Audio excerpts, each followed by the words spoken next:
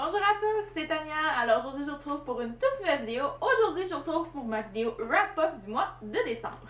En décembre, j'étais quand même assez fière de moi parce que j'ai réussi à lire 5 livres, ce qui est quand même pas rien pour moi étant donné que ça faisait quelques mois que je lisais juste 4 livres par mois et j'avais hâte d'atteindre le 5 livres. Et aussi considérant qu'il y a 4 de ces livres-là que j'ai lus dans les 2 dernières semaines de décembre pendant que j'étais en vacances, en congé. Donc je me sens bien, je suis fière de ce que j'ai lu et je vous présente ça tout de suite. Le tout premier livre que j'ai lu au mois de décembre, il s'agit de The Best Goodbye de Abby Glines, auquel j'ai donné une note de 3.75 sur 5. J'ai aimé, mais comme d'habitude, Abby Glines, ses histoires sont toujours un peu trop rapides, précipitées. C'est sûr que c'est toujours très addictif. Ça, j'enlève absolument rien à ces histoires. Mais celui-ci, ce tome-ci, en fait, qui est le tome 13 de la série Rosemary Beach, et porte sur un nouveau couple. Et c'est le seul tome qui porte sur ce couple-là, en fait. Donc c'est pour ça que c'est toujours un petit peu plus précipité quand il y a un seul tome sur un couple. Et c'était le cas encore cette fois-ci, même si j'ai trouvé la romance très mignonne. Je dois dire que la fin est extrêmement précipitée. C'est fou comme... on n'a pas le temps pour arriver les choses et puis ça se passe et puis...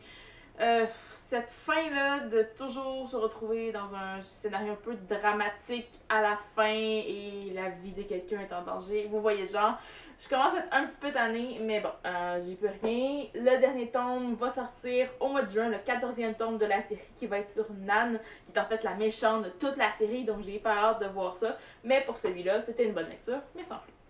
Par la suite, juste après avoir terminé ma session, enfin en fait, j'avais vraiment très envie de me lancer dans des lectures new adult, donc je me suis lancée dans une toute nouvelle série qui est The Hookup de Kristen Callihan, qui est le premier tome de la série Game On, donc c'est une trilogie new adult.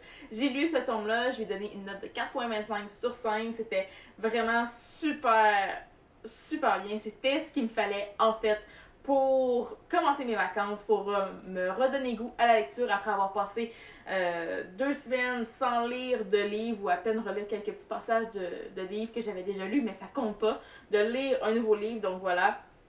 Je l'ai bien aimé, j'ai aimé les personnages, c'était hyper addictif, l'univers est génial, l'écriture de l'auteur aussi, c'est très humoristique, mais en même temps il y a un petit côté dramatique et même il y a un petit côté qui est venu me chercher dans ce livre-là. Je sais pas pourquoi, c'est rare que j'ai envie de pleurer quand je lis un roman new adult, même s'il y en a beaucoup qui sont très sombres, très sentimentales, très émotionnels. Celui-là, c'est juste venu me chercher avec la tendresse d'un certain moment, d'un certain passage dans le livre. Et puis c'est juste ça, j'ai vraiment aimé la relation entre les deux personnages. Le fait que ce soit la fille qui soit réticente aussi à s'engager et pas le garçon ou l'homme en fait dans ce cas-ci. Hein.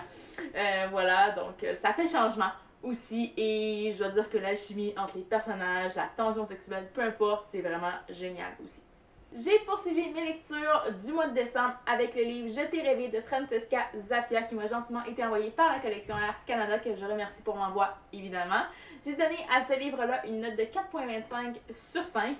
Hein, je crois que j'ai donné beaucoup de 4.25 en fait ce mois-ci, mais c'était mérité encore une fois. Ce livre-là est pas un coup de cœur, mais il y avait tellement de bons et de beaux éléments je trouvais dans ce livre-là et en plus ça aborde un sujet qui est parfois tabou aussi dans la littérature young adulte, mais qui l'est moins depuis quelques années. C'est en fait la maladie mentale. Notre personnage principal, qui est Alex ou Alexandra, souffre de schizophrénie et on va suivre toute l'histoire de son point de vue. Donc déjà ça, c'était vraiment génial de pouvoir être dans sa tête, voir comment elle réfléchit, les petits trucs aussi qu'elle s'est donné pour savoir distinguer le vrai du faux dans sa vie. Et puis le truc, c'est que on sait pas si c'est vraiment vrai ou si c'est vraiment faux parce qu'on est dans sa tête à elle, on voit l'histoire à travers ses yeux à elle, on voit tout le monde à travers ses yeux à elle. Donc c'est pour ça que c'est vraiment assez déroutant en même temps, mais je trouve que c'est hyper bien abordé. Il y a des super beaux personnages secondaires aussi. Je pense en particulier à Miles là-dedans. Et je peux pas passer sous silence le personnage de Miles, m'en a fait voir de toutes les couleurs, je dirais. Il est insupportable au début du roman, mais il se rattrape par la suite. Donc, inquiétez-vous pas si vous avez envie de lire ce livre-là. Si vous avez du mal à entrer dedans, ça se peut. J'ai eu du mal, surtout au début, je dirais peut-être les 100 premières pages, 150. J'ai eu du mal un peu à embarquer, mais quand j'ai embarqué, quand j'ai vu que Miles s'ouvrait un petit peu plus, ben là, j'ai trouvé ça intéressant. Là, j'ai voulu en savoir plus sur leur relation, le lien qui les unissait aussi. Donc, j'ai beaucoup aimé cette lecture-là. Puisque j'avais autant aimé le premier tome de la série, j'ai décidé de me lancer dans le deuxième tome. Donc, j'ai lu ensuite The Friend Zone de Kristen Callihan, qui est le tome 2 de la série Game On. Donc, encore une fois, une couverture nu adulte, hein, c'est évident. Je lui ai donné une note de 4.25 sur 5. Cette fois-ci, c'était encore un peu la même chose que pour le précédent tome et pour le prochain que je vais vous présenter après aussi. Mon ressenti, c'est pratiquement toujours le même. C'est des lectures simples, faciles, qui mettent un sourire dans le visage. C'est pas trop dramatique non plus, c'est ce que j'aime. Ça se passe dans un monde avec des joueurs de football. Oui. Des fois, je me trompe dans mes univers et je suis en train de me demander si c'était du hockey ou du football, mais c'est du football. Voilà, je tiens à le préciser. Donc voilà, et ce couple-ci, ce que j'ai aimé en fait, c'est les interactions qu'ils avaient par l'intermédiaire de messages textes. Donc ils s'envoyaient des messages textes avec leur téléphone, toujours, et ils sont pratiquement, pas tombés amoureux, mais ils sont devenus des meilleurs amis en fait, seulement par message texte avant même de se rencontrer. Donc c'est ça qui était vraiment drôle, et c'est pour ça aussi le titre de ce livre-là, c'est The Friend Zone quand même. On sait tout ce que ça veut dire. Mais encore une fois, super, c'était génial comme lecture, c'était pas trop dramatique non plus, c'était juste assez, c'était très bien dosé, donc voilà.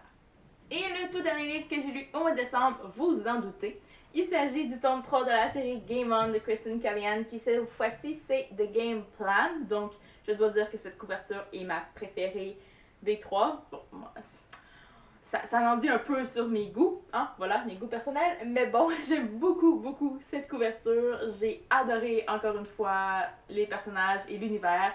J'ai donné à ce tome-ci une note de 4.25 sur 5, encore une fois.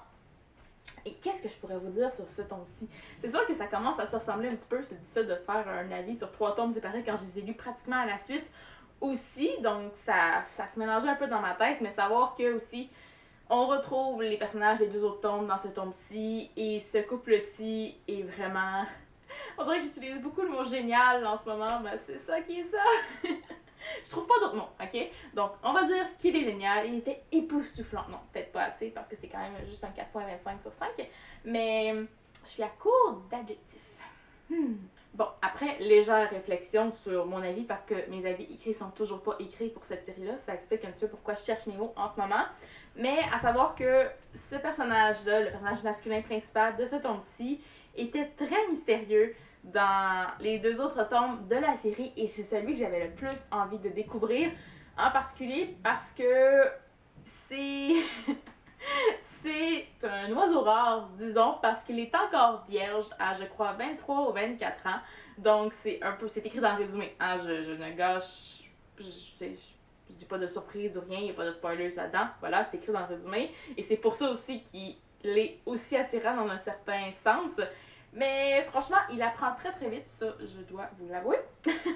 Mais sinon, j'ai adoré cette lecture-là. Encore une fois, je suis triste d'avoir terminé la série. Pour une fois que je trouve une série qui est à mon goût, j'aurais aimé presque avoir d'autres tons, mais en même temps, je me dis c'est assez. L'auteur a fait des livres sur ces 3 personnages principaux masculins, en fait. Donc, c'est assez, elle a su s'arrêter au bon moment. Elle n'a pas étiré la sauce vraiment, même si je crois qu'il va y avoir une novella, mais c'est pas un tome en tant que tel. Je crois qu'il va y avoir une novella au mois de janvier, donc en ce moment.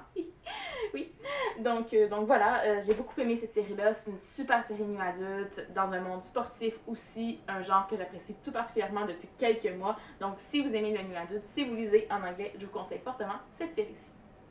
Et bien voilà, c'est ce qui conclut ma vidéo wrap-up du mois de décembre. Maintenant, on entre officiellement dans l'année 2016. Je sais pas à quoi ça va ressembler en 2016 pour mes lectures. J'espère que ça va bien aller, que je vais garder le rythme. C'est sûr que je vais avoir un horaire hyper chargé, donc je sais pas à quoi ça va ressembler. Mais la lecture, ça reste tout de même le moyen de m'évader et de penser à autre chose, de me changer les idées. Donc c'est sûr et certain que je n'arrêterai pas de lire en tant que tel, même si je lis moins, je vais toujours avoir un livre avec moi, ça c'est sûr et certain. Donc voilà, en attendant la prochaine vidéo, moi je vous dis à la prochaine et bonne lecture! But when the pain cuts you deep, when the night keeps you from sleep.